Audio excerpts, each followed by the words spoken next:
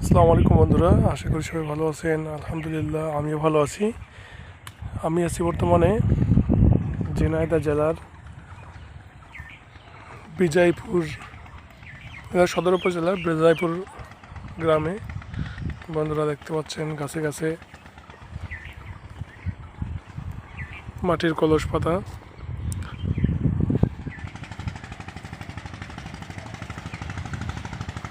কি ভাই,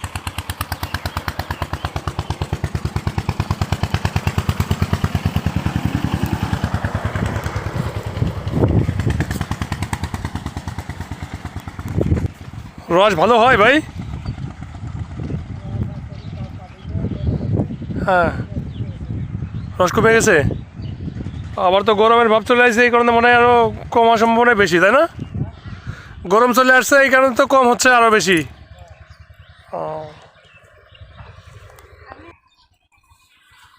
বর্তমানে কাড়ে কত করে ভাই বিক্রি করেন রস?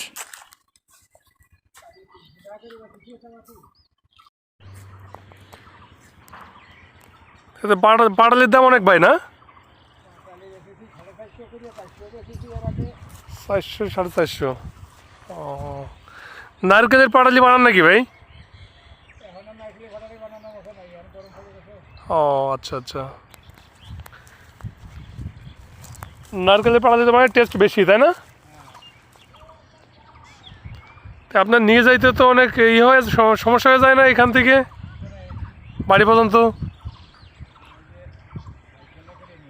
ও আচ্ছা আচ্ছা, আগের সে বাঘের যুগ নাই, না?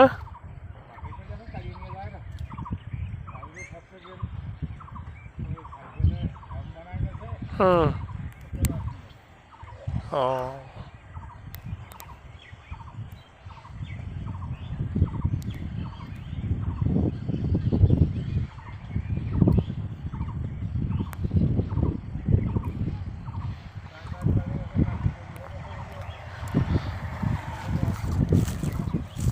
কি অন্য কোনো কাজে ছিলেন নাকি, কাটতে পারেননি? ও আচ্ছা আচ্ছা, কাটলে দেখা যাচ্ছে বৃষ্টি হয়ে পরে পরে সব ফেলা দিতে হবে, না?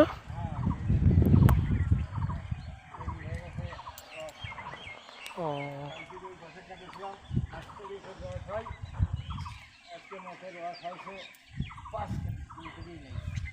ও আচ্ছা আচ্ছা, তো অনেক কমে গেছে। এই গাছ বাইতেও তো অনেক সমস্যা হয়ে যায় ভাই, তাই না? বড় বড় গাছ, কত কষ্ট গাছে উঠতে। সবগুলো এইভাবে বাঁধতে রাখা যায় না, যাতে উপরে আর বাঁধতে কষ্ট না হয়? ও আচ্ছা আচ্ছা।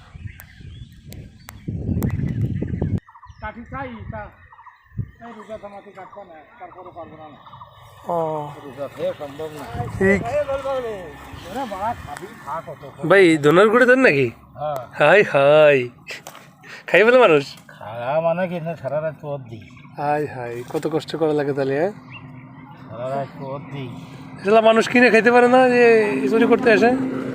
কিনে খাতে কষ্ট বাঁচবে না, আর হচ্ছে গিয়ে কাটিয়ে দিয়ে যাচ্ছে, এত আর কষ্ট বাঁচছে না, খালি তো খুলিয়ে খাওয়া। তো তাহলে এই যে আপনি তো পাহাড় আই দেন, তাহলে এগুলো দেওয়ার দরকার কি? ওই যাহা যত যতবেন না আছি ততবেন।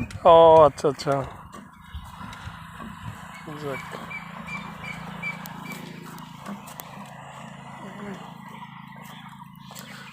বন্ধুরা, এক গাছি ভাইয়ের সাথে কথা বললাম। তিনি অনেক কষ্ট করে গাছে উঠে গাছগুলো কেটে রস সংগ্রহ করে, ভিতরে আবার এই যে গা চুলকানো এক ধরনের, আমাকে এলাকার ভাষায় বলে ধনের গুঁড়ো, এগুলো দিলে প্রচুর চুলকানি হয়। এবং তারপর বুনো কচুর এক ধরনের গাছ আছে, সেটাও ভিতরে দেয় যাতে রস লোকে খাইতে না পারে। অবশ্যই মানুষেরও বিবেক বান হওয়া উচিত, কারণ এত কষ্ট করে গাছ কাটে যাতে কেউ খেয়ে না ফেলে। ধন্যবাদ সবাইকে, ভালো থাকবেন, আল্লাহ হাফেজ।